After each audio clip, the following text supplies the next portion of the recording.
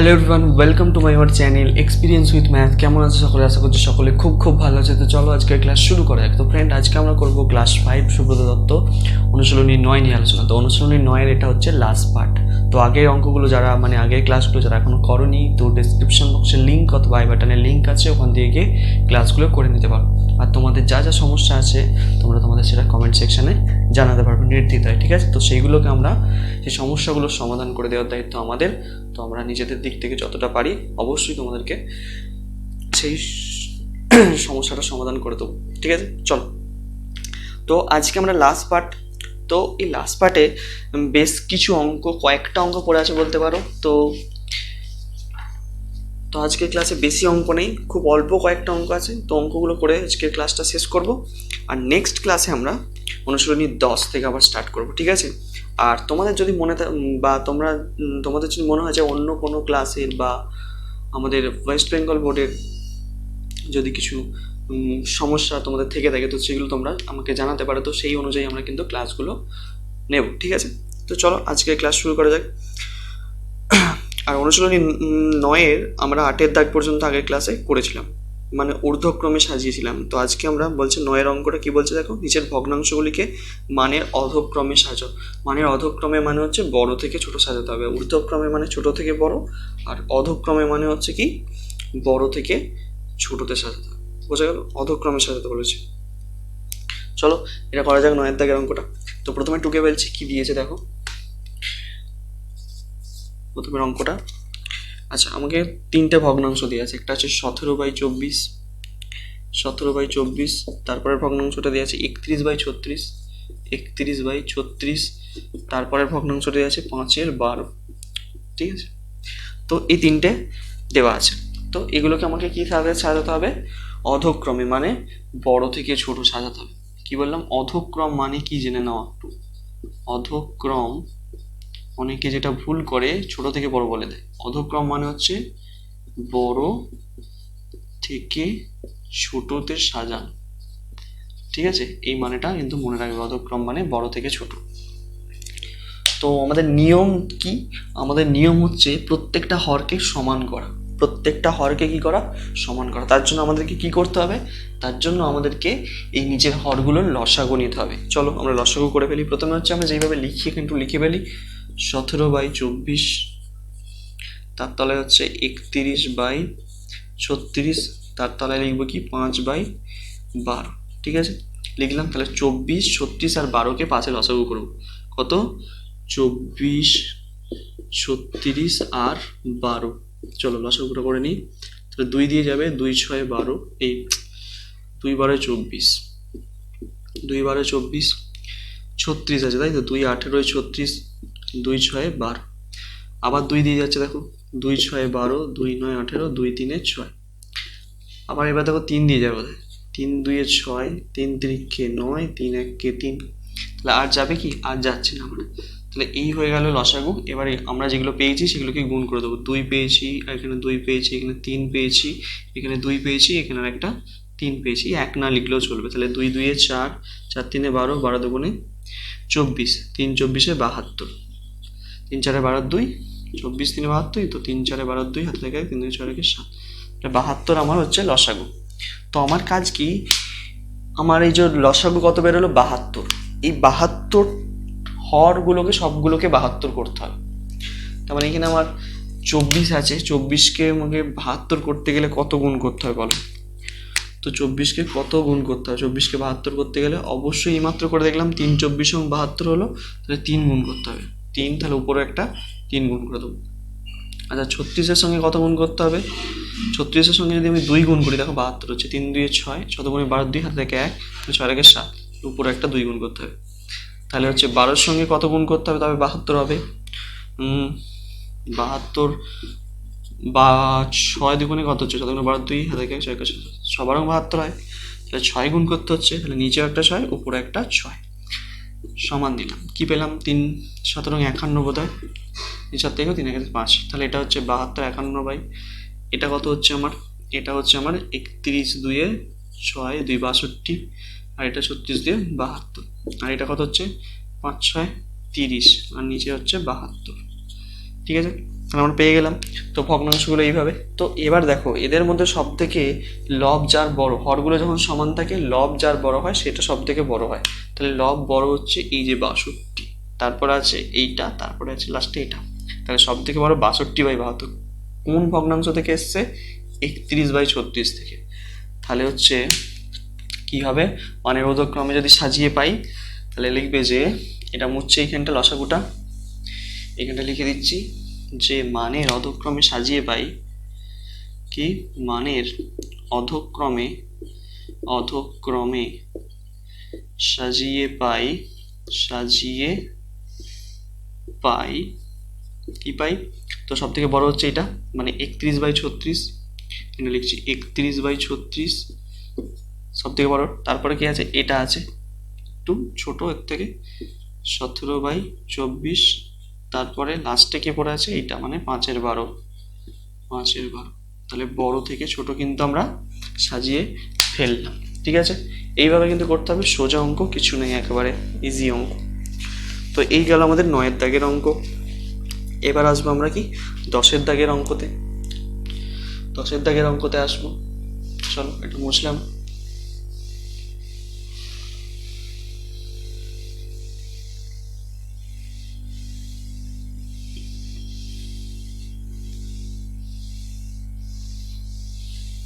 চলো 10-এর দাগের অঙ্কটা কি বলছে দেখো, যে 8 ঘন্টাকে একদিনের ভগ্নাংশ হিসেবে প্রকাশ করি। কাকে প্রকাশ করব? 8 ঘন্টাকে। এগুলো অঙ্কগুলো কি করে করব দেখো, ভালো করে বুঝবে একটু, সোজা অঙ্ক। 10-এর দাগের একেরটা, 10-এর দাগের ক আছে তাই তো, আমাকে কি করতে হবে? 8 ঘন্টাকে একদিনের ভগ্নাংশ হিসেবে প্রকাশ করতে হবে। কাকে প্রকাশ করতে হবে? 8 ঘন্টাকে। 8 ঘন্টাকে একদিনের ভগ্নাংশ হিসেবে, একদিনের ভগ্নাংশ হিসেবে প্রকাশ করতে হবে, তাই তো। তো কি করে করবো দেখো এই অঙ্কগুলো, কি করে করবো দেখো। 8 ঘন্টাকে একদিনের ভগ্নাংশ হিসেবে প্রকাশ করতে বলেছে, যাকে প্রকাশ, একটা লাইন টানবে তোমরা এরকম লম্বা, যাকে প্রকাশ করতে বলবে, কাকে প্রকাশ করতে বলেছে? 8 ঘন্টাকে। তাহলে 8 ঘন্টাটাও উপরে লিখলাম। কার আকারে প্রকাশ করতে হবে? একদিনের ভগ্নাংশের আকারে প্রকাশ করতে হবে, তাহলে একদিনটাকে নিচে রাখবো। ঠিক আছে, একদিনটাকে নিচে রাখবো। এবার কাজ কি? এবার কাজ হচ্ছে দেখো, এখানে আছে ঘন্টা, এখানে আছে দিন। তাহলে আমরা কি করবো? সবসময় ছোট এককে চলে যাবো। তাহলে এই দিনটাকে আমরা কি করবো? ঘন্টাতে নিয়ে চলে যাবো, কারণ একক আমাদের সেম রাখতে হবে। তাহলে এখানে 8 ঘন্টা যেমন আছে, একদিন মানে কত ঘন্টা? 24 ঘন্টা। তাহলে এটাও ঘন্টা চলে গেল, এটাও ঘন্টা চলে গেল, তাহলে 8/24 হয়ে গেল ভগ্নাংশ। এবার যদি কাটাকুটি করো তাহলে আসবে 8 একে 8, 3 আসতে 24, তার মানে 1/3। ভগ্নাংশটি হয়ে গেল 1/3, এটা হচ্ছে আনসার। ঠিক আছে, তাহলে 8 ঘন্টাকে একদিনের ভগ্নাংশ আকারে প্রকাশ করলে আমরা কত পাচ্ছি? 1/3 পাচ্ছি। বোঝা যাচ্ছে খুব সোজা অঙ্ক, একটুও জটিলতা নেই। দেখে নাও ভালো করে একবার। পরেরটাও একইভাবে করব, এটা মুছলাম তাহলে কয়েকটা। কয়েকটা কি বলছে দেখো, বলছে 40 পয়সাকে 2 টাকা 25 পয়সার ভগ্নাংশ হিসেবে প্রকাশ। কি? 40 পয়সাকে প্রকাশ করতে হবে, 40 পয়সাকে, 40 পয়সাকে 2 টাকা 25 পয়সার ভগ্নাংশ, 2 টাকা 25 পয়সা, 25 পয়সার ভগ্নাংশ হিসেবে প্রকাশ করতে হয়। তো আগের অঙ্কটা যেইভাবে করলাম এটাকেও কিন্তু সেইভাবেই করবো। দেখো কিভাবে করি অঙ্কটা, খুব সোজা ব্যাপার। তো লাইন টানবো প্রথমে একইভাবে। তো কাকে প্রকাশ করতে বলেছে? 40কে। তাহলে 40 পয়সা উপরে লিখলাম। তাহলে এর নিচে কত? কার ভগ্নাংশ আকারে? 2 টাকার 25 পয়সা, মানে 2 টাকা 25 পয়সাকে নিচে লিখবো, 2 টাকা 25 পয়সা। তো সমস্যা হয়ে গেছে, এখানে টাকা আছে, তাহলে এখানে পয়সা আছে, তাহলে সবগুলোকে আমরা কি করবো? পয়সাতে নিয়ে চলে যাবো, মানে ছোট এককে। তাহলে 40 পয়সা যেমন আছে থাকছে, 2 টাকা মানে কত? 200 পয়সা, 1 টাকা মানে 100, 2 টাকা মানে 200 প্লাস 25, তাহলে পুরোটা কিসে চলে গেল? পয়সায় চলে গেল। তাহলে কত হয়ে গেল আমার এখানে টোটাল পয়সা? উপরে 40 পয়সা যেমন আছে, আমি এককটা দিচ্ছি না, আর এখানে তাহলে গেল 225 পয়সা। ঠিক আছে, তাহলে পুরোটা কিসে চলে গেল? পয়সায় চলে গেল, এটাও পয়সায় চলে গেল। ঠিক আছে, তাহলে আমরা কি করবো? এবার কাটাকুটি করবো। তুই কাটাকুটি করি, কত পাবো? 5 দিয়ে কাছে, 5 আসতে 40, 5 4 20, 5 5 25, তাহলে 8/45, 8/45। ঠিক আছে, তাহলে ভগ্নাংশ কত পেলাম? 8/45। ঠিক আছে, এটাই হচ্ছে উত্তর। দেখে নাও ভালো করে, খুব সোজা অঙ্ক, কিন্তু অঙ্কটা কিন্তু একটুও জটিলতা নেই। 8/45। ক্লিয়ার হয়েছে? পরের অঙ্কে যাই তাহলে। পরের অঙ্কটা পড়ে ফেলো একবার। আচ্ছা, এটা মুছে দিয়ে আগে, এটা ক্ষয়ের অঙ্ক, এটা মুছলাম। ক্ষয়ের অঙ্ক, ক্ষয়ের অঙ্কটা কি বলছে? 50 মিটারকে 2 হেমির মানে হেক্টোমিটারের ভগ্নাংশ হিসেবে, 50 মিটারকে, গয়েরটা বলে দিয়েছে 50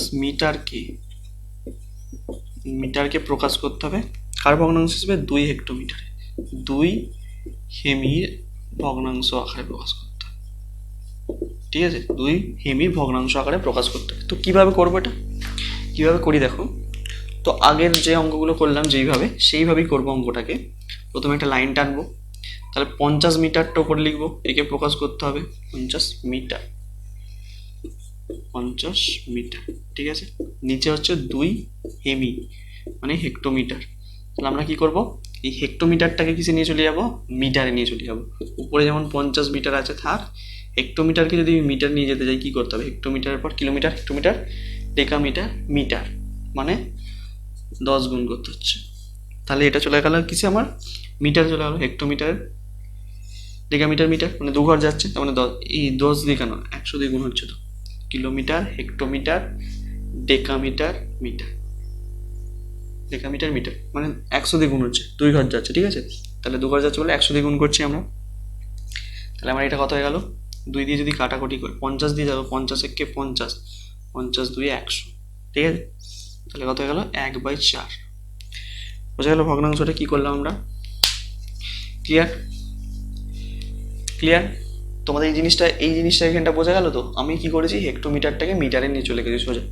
আমরা প্রথমে জানি কিলোমিটার হয়, দেখো আমি বুঝিয়ে দিচ্ছি এখানটা একটু। প্রথমে কিমি, তারপরে হেমি, তারপরে ডেকামি, তারপরে মি। ঠিক আছে, তাহলে দেখো আমরা ক ঘর যাচ্ছি। প্রথমে আমরা হেমিতে দাঁড়িয়েছি, হেমি দিকে যাচ্ছি ডেকামিটারে, হেমি থেকে ডেকামিটারে যাচ্ছি, মানে 10 গুণ করতে হচ্ছে এখানে। তারপর আবার ডেকামিটার থেকে মিটারে যেতে গেলে আরও 10 গুণ করতে হচ্ছে। টোটাল কত গুণ করতে হচ্ছে? 100 গুণ করতে হচ্ছে। ঠিক আছে, তাহলে হেক্টোমিটারকে মিটারে যেতে গেলে আমাকে 100 গুণ করলাম, তাহলে এটাকে 1/4 ভগ্নাংশটা হয়ে থাকলো। ঠিক আছে, সোজা অঙ্ক কিন্তু একদম ইজি, কোনো সমস্যা নেই। এর পরের অঙ্কটায় একটু গড়বড় আছে। গড়বড় মানে হচ্ছে অঙ্কটার উত্তর কিন্তু বইয়ের সঙ্গে মিলছে না। তোমাদেরকে বলছি, দেখো অঙ্কটা যদি তোমরা মিলিয়ে ফেলতে পারো তাহলে তোমরা অবশ্যই কমেন্ট সেকশনে জানাবে যে স্যার হ্যাঁ অঙ্কটার উত্তর মিলেছে। মানে এর পরের অঙ্কটা, ক্ষয়ের অঙ্কটা তোমাদেরকে দেখাচ্ছি। আচ্ছা, এটা বুঝলাম। তাহলে ক্ষয়ের অঙ্কটা দেখো, ক্ষয়ের অঙ্কটা কি বলছে আমি পড়ে শোনাচ্ছি। বলছে 102 থেকে 117 মধ্যবর্তী মৌলিক সংখ্যাগুলিকে ও স্বাভাবিক সংখ্যাগুলির ভগ্নাংশ হিসেবে প্রকাশ করো। 102 থেকে 117 মধ্যবর্তী মৌলিক সংখ্যা এবং স্বাভাবিক সংখ্যাগুলির ভগ্নাংশ হিসেবে প্রকাশ করো। ভালো, 102 থেকে 117 ভালো করে বোঝো। 102, 102, 102 থেকে স্টার্ট হবে 117 পর্যন্ত সংখ্যাগুলোকে আমি লিখছি প্রথমে। দেখো 102 এর পর কত আছে? 103 আছে, তারপরে 104 আছে, তারপরে 105 আছে, তারপরে 106 আছে, তারপরে 107, তারপরে 108, তারপরে 109, তারপরে হচ্ছে 110, 110, তারপরে 111, তারপরে হচ্ছে 112, তারপরে 113, তারপরে 114, তারপরে 115, তারপরে হচ্ছে 116, তারপরে লাস্টেরটা হচ্ছে কি আমার 117। তাহলে 102 থেকে 117 মধ্যবর্তী মৌলিক সংখ্যা কোনগুলো আছে আমি তোমাকে বলছি। দেখো এখানে হচ্ছে 103 হচ্ছে একটা মৌলিক সংখ্যা, আর হচ্ছে 107 হচ্ছে একটা মৌলিক সংখ্যা, তারপরে হচ্ছে তোমার 109 হচ্ছে একটা মৌলিক সংখ্যা। ঠিক আছে, এইখানে হচ্ছে 110ও হবে না, 111 হবে না, 112 হবে না, 113 একটা মৌলিক সংখ্যা, আর এখানে মৌলিক সংখ্যা নেই, 14, 15 হবে না, 16 হবে না। তাহলে দেখো 102 থেকে 117 মধ্যবর্তী মৌলিক সংখ্যাগুলো কি কি আছে? 103, 107, 109 এবং 113। 13। মোট কটা মৌলিক সংখ্যা আছে? 4টি মৌলিক সংখ্যা আছে। তাহলে আমি এটা লিখছি, দেখো। তাহলে 102 থেকে 117 মধ্যবর্তী মৌলিক সংখ্যা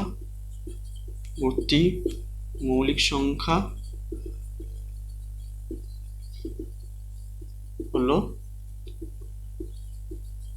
4টি, মোট 4টি। ঠিক আছে, কি কি?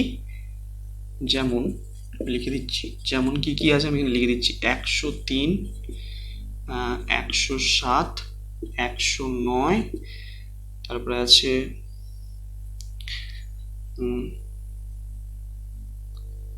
109 পর কত আছে? 113, আর কিছু নেই, তাই তো? 4টি আছে, এই 4টে মৌলিক সংখ্যা আছে। এবার দেখো আমাদেরকে বলে দিয়েছে কি, যে 102 থেকে 117 মধ্যবর্তী মৌলিক সংখ্যাগুলোকে প্রকাশ করতে হবে কার ভগ্নাংশ হিসেবে? স্বাভাবিক সংখ্যাগুলোর হিসেবে। তো স্বাভাবিক সংখ্যা কোনগুলো আছে? কটা স্বাভাবিক সংখ্যা আছে দেখো। 102 এর মধ্যবর্তী যে স্বাভাবিক সংখ্যা, মানে স্বাভাবিক সংখ্যা মানে যেগুলো স্বাভাবিকভাবে আমরা ব্যবহার করি, 103, 104, এগুলো সব স্বাভাবিক সংখ্যা। পুরো একদম কটা আছে দেখো মধ্যবর্তী সংখ্যা? 1, 2, 3, 4, 5, 6, 7, 8, 9, 10, 11, 12, 13, 14টা আছে। তাহলে 102 থেকে 117 মধ্যবর্তী স্বাভাবিক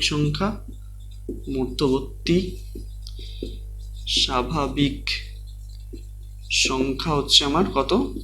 14টি। ঠিক আছে, এগুলো আমি যেগুলো দেখালাম সেগুলো হচ্ছে স্বাভাবিক সংখ্যা প্রত্যেকটাই। তাহলে আমরা যদি ভগ্নাংশ হিসেবে প্রকাশ করতে চাই, তাহলে মৌলিক সংখ্যা আছে মোট 4টি, আর স্বাভাবিক সংখ্যা আছে কত? 14টি। তাহলে আমার ভগ্নাংশ যদি কাটাকুটি করি, তাহলে 2 দিয়ে কাটবে, 2 2 4, 2 7 14, তাহলে 2/7 দাঁড়াচ্ছে আমার ভগ্নাংশ। কিন্তু বইয়েতে 3/8 দেওয়া আছে উত্তরটা। ঠিক আছে, তো এই অঙ্কটা একটু গড়বড় আমার লাগছে। ঠিক আছে, আমার মনে হলো যে এইভাবে করালাম, বইয়ের সঙ্গে কিন্তু উত্তরটি মেলেনি। ঠিক আছে, তোমাদের যদি কারো মিলে থাকে, অঙ্কটি করে থাকো, তো অবশ্যই তোমরা কমেন্ট সেকশনে জানাবে। ঠিক আছে, বা তোমাদের প্রসেসটা শেয়ার করার চেষ্টা করবে। ঠিক আছে, ওকে। তো এইভাবে কিন্তু আমাদেরকে 10-এর অঙ্কটা করতে হবে।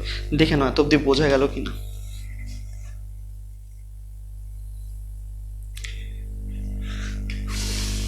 ক্লিয়ার? চলো এটা মুছলাম। তাহলে 10-এর দাগ আমাদের কমপ্লিট হলো। 10-এর দাগ আমাদের কমপ্লিট হলো। তো এর পরবর্তী আসবো আমরা কত দাগে? এর পরবর্তী আসবো 11-এর দাগে। তো দেখো 11-এর দাগের অঙ্কটা আমি আর করে দেখাচ্ছি না, কারণ 11-এর দাগের অঙ্ক মতন সেম অঙ্ক লঘিষ্ঠ আকারে প্রকাশ করা 6-এর দাগে আমরা করেছি। তো 11-এর দাগটা তোমাদের জন্য আমি হোমওয়ার্ক ছেড়ে দিলাম, যে কাটাকুটি করে তোমরা আনসারটা কমেন্ট সেকশনে জানাবে। তো আমরা করবো 12-এর দাগের অঙ্ক থেকে স্টার্ট হবে। তো 12-এর দাগের অঙ্ক কি বলছে দেখো, বলছে 6-এর 11কে অপর একটি সমতুল্য ভগ্নাংশে প্রকাশ করা হলো যার হর 88। দেখো সমতুল্য ভগ্নাংশ মানে আমি তোমাদের একটু বুঝিয়ে দিচ্ছি। ধরো তোমার কাছে একটা ভগ্নাংশ আছে 3/5। তো এর একটা সমতুল্য ভগ্নাংশ আমি কত লিখতে পারি? ধরো আমি এর একটা সমতুল্য ভগ্নাংশ লিখতে পারি। ধরো কিভাবে লিখবো দেখো, কি করব, উপর নিচে গুণ করব, মানে নিচে যে সংখ্যাটা দিয়ে গুণ করবো উপর সেই সংখ্যাটা দিয়ে গুণ করবো। ধরো আমি এখানে 2 গুণ করছি, তাহলে উপরে একটা 2 গুণ করলাম, তাহলে কত হলো? 3 2 6, 5 2 10। তাহলে 3/5 সমতুল্য ভগ্নাংশ হবে কি? 6/10। কারণ এটাকে কাটাকুটি যদি করি আবার, কিন্তু আমরা ঘুরে ফিরে 3/5-তেই ফিরে আসবো। কোথায় ফিরে আসবো? 3/5-তেই ফিরে আসতে পারবো। ঠিক আছে, এইভাবে আমরা কিন্তু সমতুল্য ভগ্নাংশ বানাই। ক্লিয়ার? এবার দেখো আমাকে এখানে বলে দিয়েছে 12-এর দাগের কয়ের অঙ্কটা, কতটা?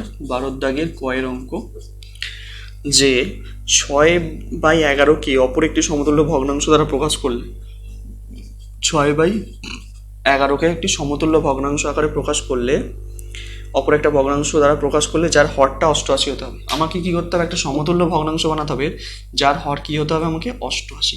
তাহলে 11-এর সাথে কত গুণ করলে 88 হয়? 8। তাহলে উপরে আমরা কি করবো? একটা 8 গুণ করে দেবো। তাহলে 6 48/88। এই হয়ে গেল এর সমতুল্য একটি ভগ্নাংশ, 48/88। ক্লিয়ার? এটা হলো কয়ের অঙ্কটা। ক্ষয়ের অঙ্কটা কি করতে হবে? ক্ষয়ের অঙ্কটা দেখো, ক্ষয়ের অঙ্কটা খুব সোজা। 36কে অপর একটি সমতুল্য ভগ্নাংশ দ্বারা প্রকাশ করা হলো যার লব হলো 3। যার লব কত হতে হবে? 3 হতে হবে। আমাকে এখানে দিয়ে দিয়েছে 36/48। দেখো সবসময় যে গুণ করতে হবে তার মানে নেই, আমরা কিন্তু কাটাকুটি করেও সমতুল্য ভগ্নাংশে নিয়ে আসতে পারি। দেখো এটা 3 হর করতে হবে। আমি যদি 12 দিয়ে কাটি, 3 12 36, 4 12 48, তাহলে দেখো 3/4 হয়ে গেল। তাহলে এরই একটি সমতুল্য ভগ্নাংশ, মানে 36/48 সমতুল্য ভগ্নাংশ কত? 3/4, 3/4। তাহলে আমি 12 দিয়ে কেটে এটা পেলাম, তাহলে যার লবটা কি না 3। ক্লিয়ার? এইভাবে কিন্তু আমাদেরকে অঙ্কগুলোকে সলভ করতে হবে।